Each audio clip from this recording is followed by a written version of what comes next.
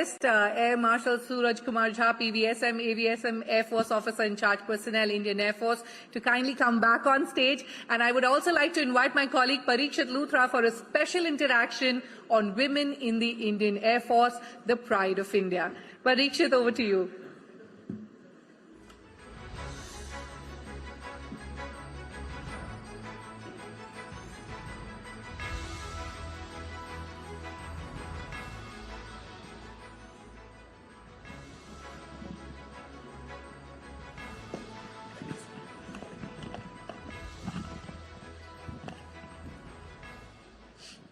Thank you very much, Shruti.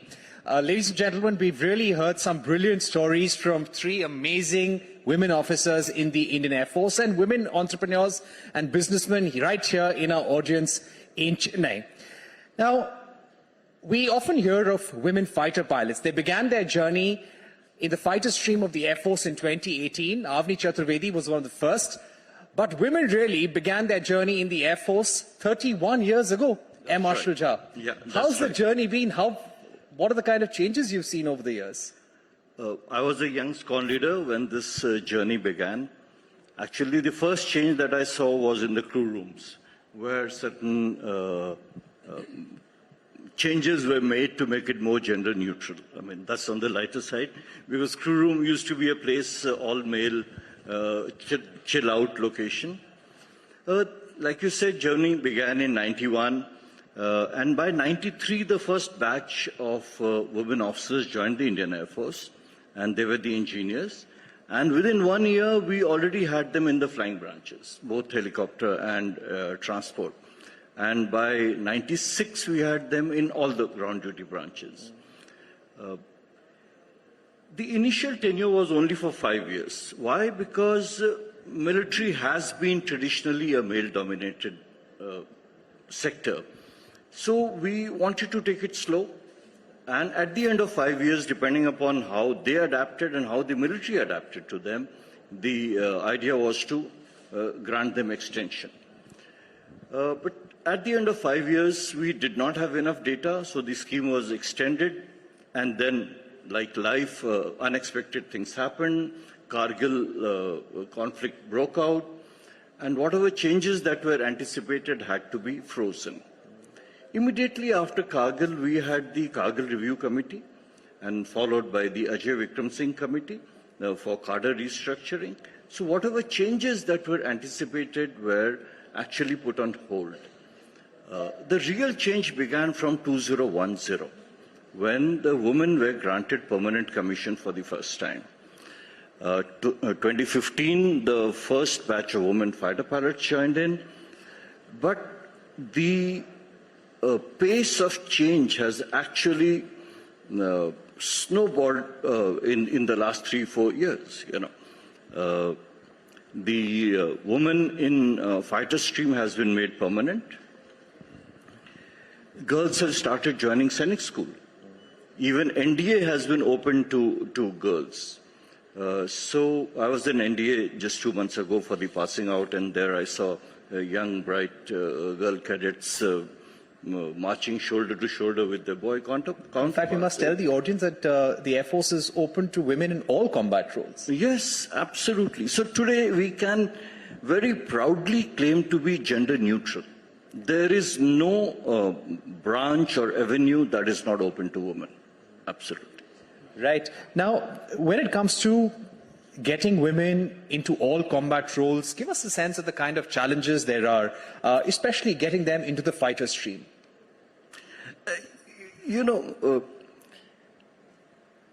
Every soldier is part of combat, irrespective of what he or she is doing. I'll take you back to Balakot, and the next day, if you recall, we shot down one Pakistan aircraft, fighter aircraft. And who was responsible for that? Squad leader Minty Agarwal, a woman fighter controller. So she has been, and like her, many women, even in Kargil in 99, there were so many of them who were flying the transports, the helicopter, doing controlling, both on radar and in the air traffic, maintaining aircraft, loading weapons. So in some form or the other, each one of them was contributing to the combat effort. Yeah, fighter flying gets associated with combat because there's a certain glamour attached to it, the dogfight, the fighting of missiles. But as far as we are concerned, each one of them is a combatant in their own right. You're very right. And as we were hearing Air Marshal Jha, the achievements of Group Captain Shakti Sharma, Wing Commander Deepika Mishra, and Squadron Leader Sindhu Reddy, it's quite clear that if a women Air Force officer is flying a helicopter into a rescue mission in a cyclone-affected area, into a flood-affected area, it's as much a combat operation as doing something on the border. Absolutely, absolutely. The risk element involved, the challenges are as many. Give us a sense of what is the kind of numbers, the increase in applications that you're seeing over the years. Is there an increase in applications when it comes to women officers? Over the years, are you seeing an increase? Yeah, you know, I mean, today, and we take 2 batches every year, at an average between 30 to 50,000 per batch, they apply for joining the Indian Air Force. And unfortunately, we are able to take so few of them. Yeah. But because we are limited by our cadre strength, and we possibly can't take more than that. Right. So you have about 2,000 women in the Air Force right now, and of course the numbers will increase. You know, ladies and gentlemen, you must have a look at the Disha page of the Indian Air Force, where they're actually encouraging girls, young men to join the Air Force. And that had a very interesting poster some weeks ago. That of 3 women, and all of them were urging the youth to join the Air Force. So 3 women on a poster for the Air Force for recruitment. Are women the ambassadors of the Air Force when you go to different places in the country to recruit women and recruit men? Absolutely. They are our poster girls, you know. So we are very proud of their achievement. We are very proud of everything that they are doing, you know. During training, during operations, bringing in change, they are leading from the front, from wherever they are.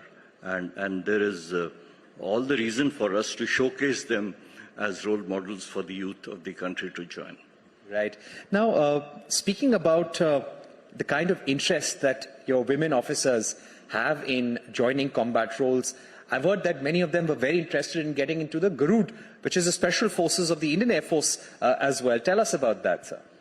Yeah, Garud is a special forces, like you mentioned. They undertake very high-risk missions. But to be able to undertake those high-risk missions, they have to attain very high levels of physical fitness. And it's the selection process itself is extremely grueling, and the training even more so. Garud Force is open to women. We have had women who have applied for that. Unfortunately, no one as yet has succeeded in completing this course, but I'm certain it's just a matter of time when women will be found even in Garud Forces. Over the years, what are some of the changes that you've had to make? Were there more physical changes in training centers, or was it changing the mindset? Both. The physical infrastructure was the simpler change. You know, it's just a matter of having adequate funds and a place to create toilets and changing rooms and so on and so forth. Mindset was more of an apprehension in our mind. You know, we did feel that male-dominated military attitude, male would find it difficult to accept women as equals. In fact, we were more apprehensive that the younger or the personnel below officer rank may find it difficult to accept women as their officer leading them. But we have realized over the period that most of these apprehensions were unfounded. It has actually given us a lot of confidence, gladdened our heart, and that actually has given us confidence in inducting women as Agniveers. You know, it was easier than we actually had anticipated. You know, when we speak to corporate houses and ask them this question, and I'm sure we'll ask this question through the evening. What do women bring to the table? Why is it so important to have gender parity? This is no longer a choice. This is something we need. We need more women to contribute to the workforce, and everyone says this leads to more balanced decision making. But if we ask you that question, what do women bring to the forces worldwide? Women do bring balance. There is no doubt about it. They also bring in a certain level of sanity, a different perspective, how small decisions can affect in ways that men cannot even imagine, perhaps, So it is good to see officers like Group Captain Shakti Sharma, who are in higher ranks, and we'll soon have more of them. They present a different perspective, and that's invaluable. Because ultimately, military, during war or combat situations, and even in peacetime, after all, affects lives. And it is important to have a wholesome, balanced view of the effect that military can have on life, rather than just a one-side story. We have had a women organization in terms of AFWA, but since they are not part of the policy making, their influence has been limited in more of welfare, and they have contributed tremendously. But having women amongst us drafting policies and giving valuable inputs on it, it's been very good. Very good. And you've just started inducting women through the Agniveer scheme. Yeah. Women who will be inducted will be called Agniveer Vayus, if I'm not wrong. How's that experience been? How enthusiastic are these young cadets who are training right now? Give us a sense of the kind of interest you saw for this scheme, especially from women and young girls. I have been involved in the Agnipath scheme, and right from beginning, I was Joint Secretary Air before I became the Air Officer in Charge Personnel, and right from the inception of the scheme, I have been part of it. The 31 years experience, or it was 28 odd years till that time, has come handy in actually opening the doors for women in Agniveer. We have had 28,000 women applicants for the first batch. Even though our numbers are very limited, we have taken only 155. So almost 1 in 200 is what we have selected. An absolutely brilliant crowd has come in. I would like to share with this audience that the enthusiasm, because our teams reach out far and wide, and the enthusiasm in the girls from, I'll just digress a little bit. What excites us most is that a large section of women did not think it possible to join the armed forces, because at that time you could join only as officers. But this Agniveer Vayu scheme has now given this aspiration to a majority of the girls from Tier 2, Tier 3 cities, even rural areas, a desire to be part of the armed forces. And that is truly exciting. Many of them will remain with us after 4 years, but many more who go back to society are the ones who will be the real change makers for this country. Having seen Air Force, having seen a way of life, like our officer put it, having seen and armed forces, Air Force particularly, we are very proud of it. We offer the best that this country has to offer. Okay, so having seen that best way of life, they'll be game changers. This is our 4th week of training for the first batch. There are issues that the muscle mass of the people from these rural areas is not adequate. Some of them are anemic. So we have scientifically designed weight training for them, scientifically designed diet for building muscle mass. We are laying artificial tracks for so that the stress fracture and the other things that used to happen earlier don't happen. Each one of them, when they go back to society, will carry this message in some form or the other. And their sisters, their cousins, as they grow, their daughters, they will perhaps not suffer the same thing that the present lot has suffered. So that way, we in the armed forces always keep feeding back, other than war, other than combat, other than providing security, how else can we contribute to the society? And this is a huge, huge, huge opportunity through the large number of women Agniveer who will go back to contribute to the nation at all times. No, that's beautifully put, and we'll sum it up now, Air Marshal Jha. My final question to you would be, today anyone aspiring to join the armed forces, especially the Air Force,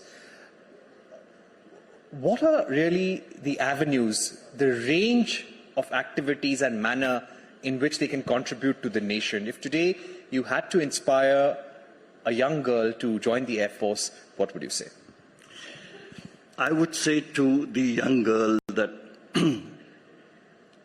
everything that you see in the air, fascinating, be it Rafale, C-130, the Sukhoi 30 doing aerobatics, the Sarang helicopter team, and one of the officers here has been in Sarang, the Surya Kiran, and disaster relief. If you have seen helicopters coming to your village and rescuing people in distress, if you've seen transport aircraft getting oxygen when the COVID wave was on, whatever you've seen has excited you.